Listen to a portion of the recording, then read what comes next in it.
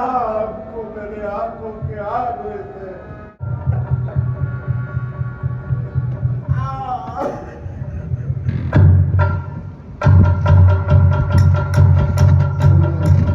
भरतलाल के लिए 14 वर्ष के लिए राज और दूसरा वर्ष से मानना राम के लिए 14 वर्ष के वर्ष।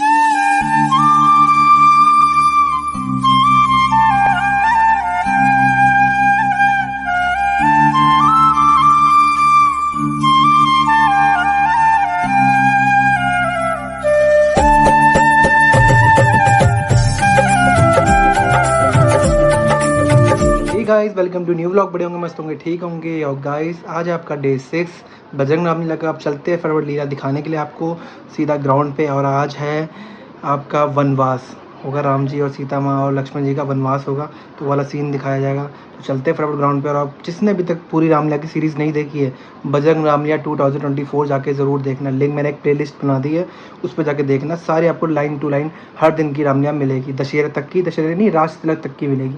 तो इस वीडियो में बने रहना। और जिसने अभी तक लाइक नहीं किया, कमेंट नहीं किया, और शेयर कर दो अच्छी तरह। और चैनल सब्सक्राइब जिसने किया, चैनल सब्सक्राइब जाके फटाफट करो। आप चलते ग्राउंड में और आपको मिलते हैं सीधा ग्राउंड में पहुँच के।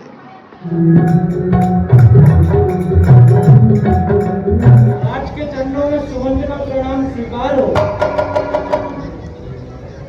महाराज, क्या कारण है जो आपने मुझे याद किया?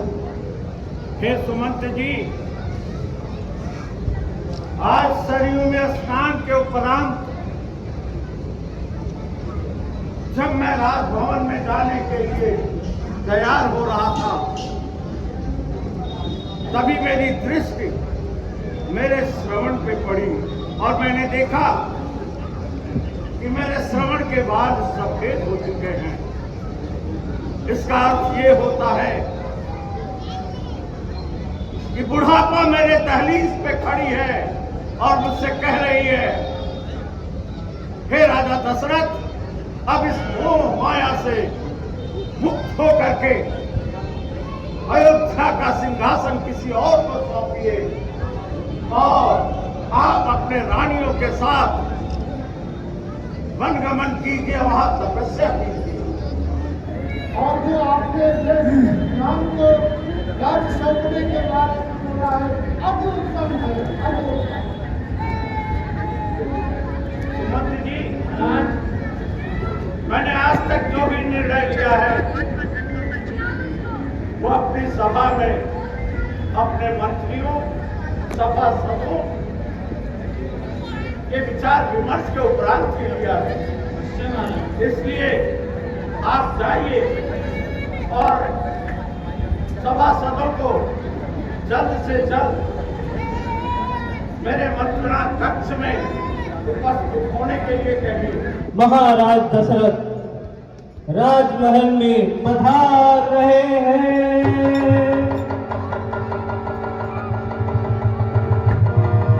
गुरु जी की उपस्थिति में आप सभी लोगों को मैंने यहां बुलाया है।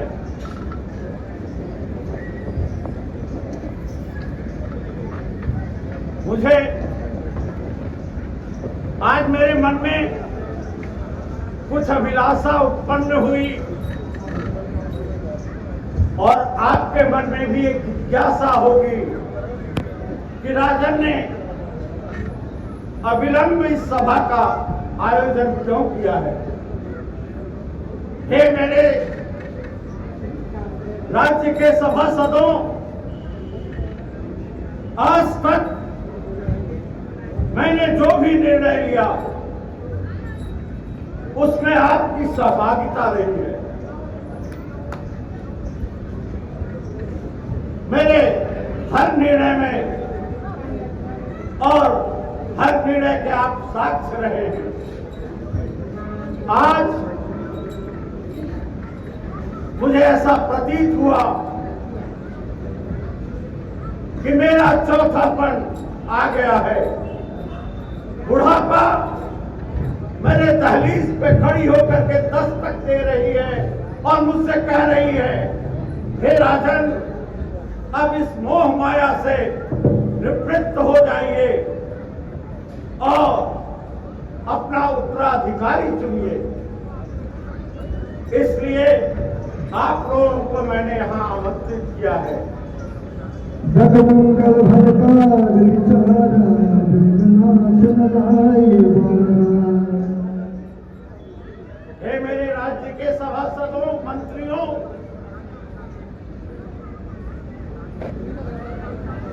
मैं चाहता हूं कि मैं अब अपने कर्तव्य का पालन करूं। जैसा कि आप सभी जानते हैं, मेरा पुत्र राम उम्र में सभी से बड़ा है। आप लोग भी उसे आदर से प्यार करते हैं। इस सिंहासन के लिए मेरी निगाह में उससे उत्तम राजा कोई नहीं है। प्रजा भी उसे सम्मान करती है। उसमें वो क्षमता है कि वो अयोध्या की रक्षा कर सके। उचित और अनुचित का ज्ञान है और वो उचित निर्णय ले सके। इसलिए मैं आपके समक्ष यह प्रस्ताव रखता हूं।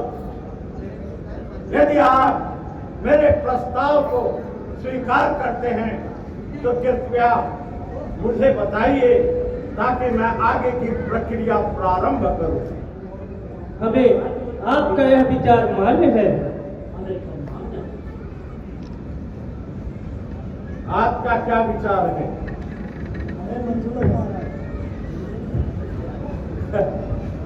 आज आप लोगों ने इस दशरथ के सर से बोझ हल्का कर दिया। अब मैं आप लोगों से यही प्रार्थना करूंगा कि जिस तरह से इस राज्य को चलाने में हर पल आप लोगों ने मेरा सहयोग किया है, उसी तरह से आप सभी लोग राम का भी सहयोग कीजिए ताकि अयोध्या की जनता प्रसन्न रहे, उसे कोई कष्ट न हो। विधाता, तेरी ये कैसी लीला है। हम चार भाई एक साथ पैदा हुए, एक साथ खेले, खाए और बड़े हुए, और आज मेरा राज्याभिषेक। हे बातें, तू ही कुछ कर। महाराज, आज आप बहुत खुश नजर आते हैं। कोई खास बात है क्या, मुझे बताएंगे? हे कौशल्या, वर्षों से जो सपने हम लोग देखा करते थे, आज उन सपनों को साकार करने का समय आ गया है। राम को मैं अयोध्या का राज्य सौंपना चाहता हूं। उनके आज्ञा से यह प्रस्ताव लेकर के मैं अपने सभासदों के बीच पहुंचा। जानती हो क्या हुआ सुमित्रा? करताल ध्वनि से मेरे इस प्रस्ताव को मेरे सभासदों ने पारित कर दिया। मैं सोचता हूं कि जब राम का राज्याभिषेक हो रहा होगा, मैं उस पावन दृश्य को देख करके नेत्र लाभ प्राप्त करूंगा। ये चुल्लू अब जो नाच रही है, उछल रही है, गा रही है, क्या बात है? बाजा बजेंगे? नहीं। बाजा बजेंगे? राजा?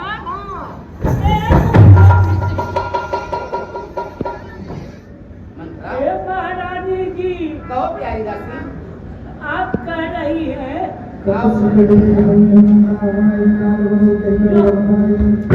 तुम्हें क्या हुआ है? हाँ मंत्रा, हे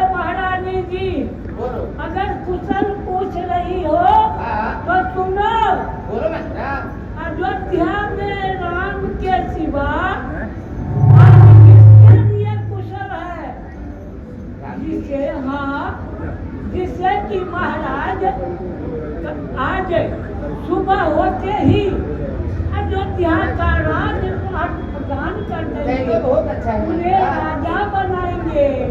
मैं भी तो चाह रही हूँ कि राजा वो बन गया और हाँ। कपड़ा तो वही है ना। हाँ? क्या तुम तो बड़ा है राम ना।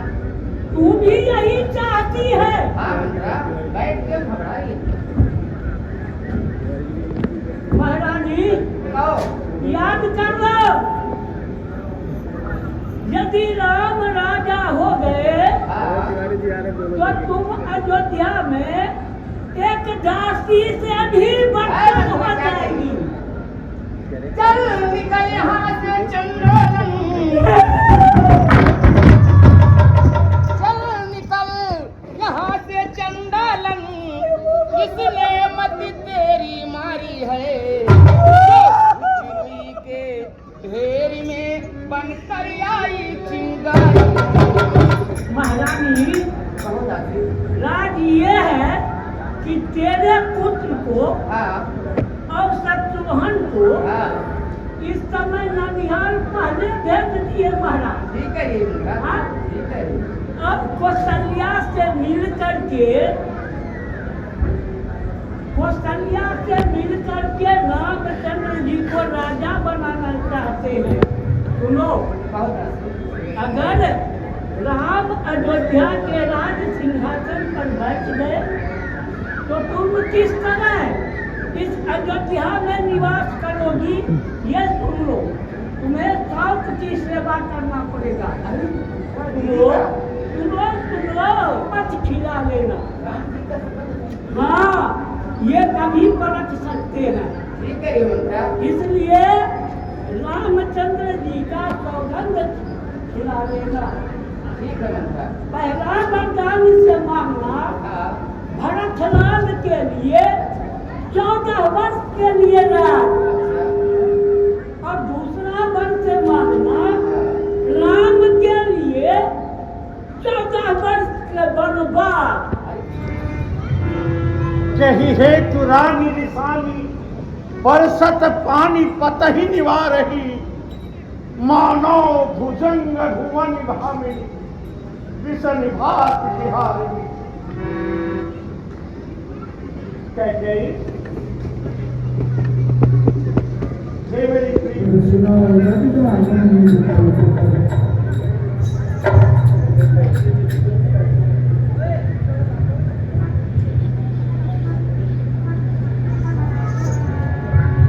अरे बताओ तो सही, तुम्हारे क्रोध का कारण क्या है? अरे चांद सा चेहरा तुम्हारा, चांद सा चेहरा तुम्हारा किस लिए यूं सुस्त है? रंजों मलालों ख्यालों से या फिर दर्द से दिल पस्त है? साज सब श्रृंगार के, साज सब श्रृंगार के बिखरे हुए हैं किस लिए? और हुस्न का बाजार यूं उजड़ा हुआ है किस लिए? नहीं, क्यों घबराहट सी हो रही है? तुम अपनी बात कह दो। नहीं स्वामी, घबराने वाली बात नहीं है। सुनिए जो मैं मांग रही हूँ। लो सुनो प्राणपति प्राणनाथ, ओह खाती आज मांगती हूँ कौशल्यानंदन के बदले निज सुति को राजमान।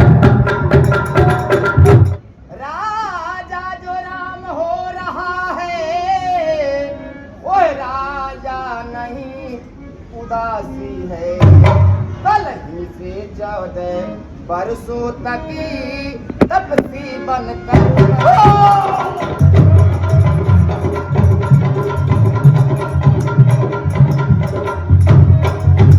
चरित्रम पुरुष से भागे, त्रिया चरित्रम पुरुष से भागे, दैयो न जाने को तो मनुष्य। नारी के त्रिया चरित्र को तो भगवान भी नहीं समझ पाए, मैं दशरथ क्या समझता। और जी अभी पूरा अयोध्या में नहीं कोई सुना है। कुछ बात घर ही में है, कुछ पंचों में अपमान नहीं। अपने मुख से ये कह दो, दूंगा पिछला वरदान नहीं। अरे अरे कैकेयी, सत्य ही मेरा जीवन रहा है और तू मुझे सत्य से डिगा रही है। अरे हम सूर्यवंश की चादर में, हम सूर्यवंश की चादर में काली बाल नहीं लगने देंगे। सुनती है सब कुछ देंगे हम, पर वचन नहीं जाने देंगे। रानी, रानी, अरे तू राज क्या, सब कुछ ले ले, ताज भी ले ले, ताज भी ले ले और मेरा राज भी ले ले, लेकिन मेरे राम को मेरे आंखों के आगे से दूर मत करना। नहीं प्राणनाथ, मैं नहीं मान सकती। राम को बन जाना मैं अभी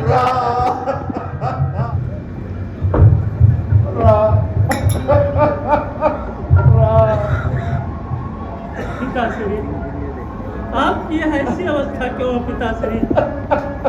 हे पिता, तो हो क्या कारण है? क्यों तुमको मूर्छा आई है? क्या किसी रोग ने घेरा है या कोई विपदा छाई है? मंत्री मंत्री, माता माता, यह क्यों इतने बुलाए हैं? क्या मुझसे ऐसी भूल हुई जो मेरे पिता रिसाए? नहीं पुत्र राम, आपसे गुस्सा नहीं किए हैं। पुत्र राम, कुछ दिन के पहले मेरे 2 वरदान महाराज के ऊपर छाती के रूप में पड़ा था। वो वरदान समय तक के मैंने आज मांग ली। वरदान? जी पुत्र राम। कैसा वरदान माते? तुम्हारे लिए 14 बरस का वनवास और भरत के लिए अयोध्या का राज। यही सुनकर के महाराज जी मूर्छित हो गए पुत्र राम, और कुछ नहीं हुआ इनको। क्या बस इतनी सी बात? जी पुत्र राम। और इतनी सी बात पे पिताजी की ऐसी अवस्था? अरे बार बार सौगंध है, तुझको मेरी माँ सच सच मुझको बतला दे जो कुछ गुजरी बात। और कुछ नहीं है पुत्र राम, इतनी ही सी बात सुनकर के मूर्छित करना। अरे माते, आज तो मैं धन्य हुआ माते, आज मैं धन्य हुआ।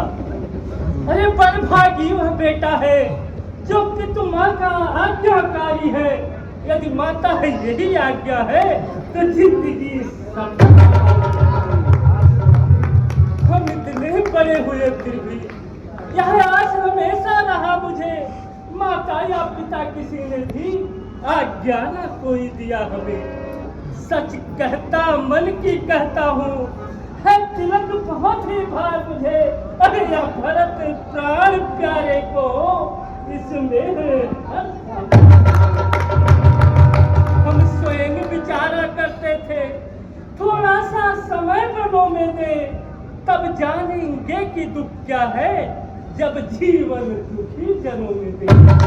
माते, मुझे तो ये आश्चर्य हो रहा है कि महाराज की इतनी सी बात पे ऐसी दशा कैसे हो सकती है माते? इतनी सी बात है पुत्र।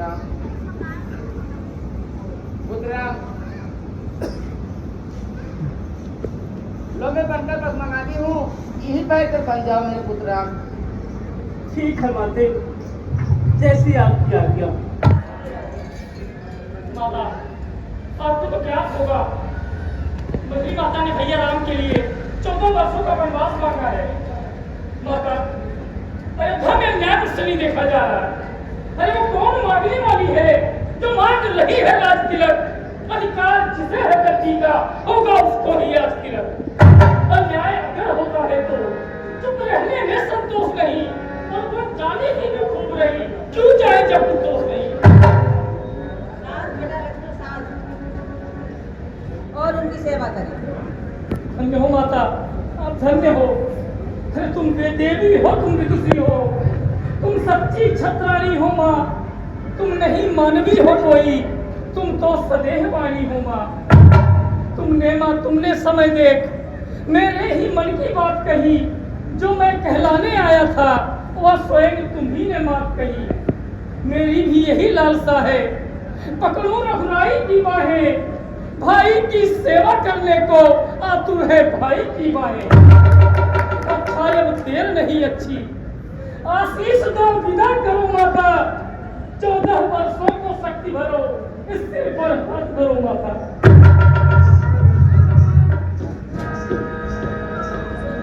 तुम मिले, तुम्हें तो ज्ञात होगा भैया राम और भाभी 14 वर्षों के लिए बन जा रहे हैं और मैं उनकी सेवा में उनके साथ जा रहा हूँ। उन मिले विदा करो, दिन है उत्साह दिखाने का। माँ ने भी आज्ञा दे दी है, पर है मेरा मन जाने का। इस समय नहीं कुछ देर तलक, इस मंदिर में ठहरूंगा मैं। भाभी भाई की सेवा में अब जीवन सफल करूंगा मैं। हे स्वामी, जब आप तैयार होकर आ ही गए हैं तो आप जाइए 14 वर्षों के लिए भैया भाभी की सेवा के लिए। मैं 14 वर्षों तक आपके लोक में जीवित रहूंगी, आपका प्रतीक्षा करूंगी 14 वर्षों तक। धन्य हो मिला, जाने को तो तैयार ही हूँ। निज समय में व्यर्थ बिताता हूँ। तुमने पूछा क्यों ठहरे हो, इसका कारण बतलाता हूँ। यदि मेरे 14 वर्षों की पिछुड़न तुमको खल सकती हो तो मैं यह कहने आया हूँ, संग मेरे तुम चल सकती हो। हे स्वामी, यह सुन के मैं खुश हुई, परंतु मैं नहीं जाऊंगी। आप जाइए, भैया भाभी की सेवा कीजिए। तुम्हें हम माताओं की सेवा करना। जी स्वामी। अयोध्या में क्या काम है भैया? अरे लक्ष्मण, ये तुम कैसी बातें कर रहे हो लक्ष्मण? अरे तुम मेरी भुजा दूसरे हो, तुम मेरे प्राण दूसरे हो, तुम मेरे धनुष दूसरे हो, तुम मेरे प्राण दूसरे हो। कहने को तो हम तुम दो हैं, वास्तव में वंश एक ही है रक्त एक है, तत्व एक, रघुकुल का अंश एक। अरे भाई, जब यही भाव है तो ममता तोड़े जाते हो क्यों? मैं तो सेवक चरणों का हूँ, मुझको छोड़े जाते हो क्यों? भाषा का तुल्य नहीं मुझ पर, दो टूक बचन है लक्ष्मण का, या साथ कमल है लक्ष्मण का, या प्राण कमल है लक्ष्मण का। हे लक्ष्मण, मैं सिया सहित बन जाता हूँ। मामा गृह भरत शत्रुघ्न है, इस जगह पिताजी माताजी शोका दुख है मलिन मल में। इसलिए रहो तुम यहीं रखकर, उनकी व्याकुलता हरने को। अरे सेवक तो यहाँ भी चाहिए, माँ बाप की सेवा करने को। मुझको क्या मतलब है औरों से? मैं तो सेवक चरणों का हूँ, आजन्म में उपासक परिचारक याचक पायक चरणों का हूँ। भाई स्वामी या पिता सखा मेरे तो अवध बिहारी है। भाभी स्वामी और माता जो कुछ है जनक दुलारी। धीरज धरिए पिताश्री, और मुझे आशीर्वचन दीजिए कि मैं आपके वचनों का पालन कर सकूं। हे पिता, कष्ट समयानुसार सब भांति सहन करना अच्छा, यह मंत्र आप ही का तो था, दुख में धीरज करना अच्छा। यदि आप विकल होंगे ऐसे तो हम सब घबरा जाएंगे। आशीष प्रदान करे हमें, हम कुशल सहित घर आए।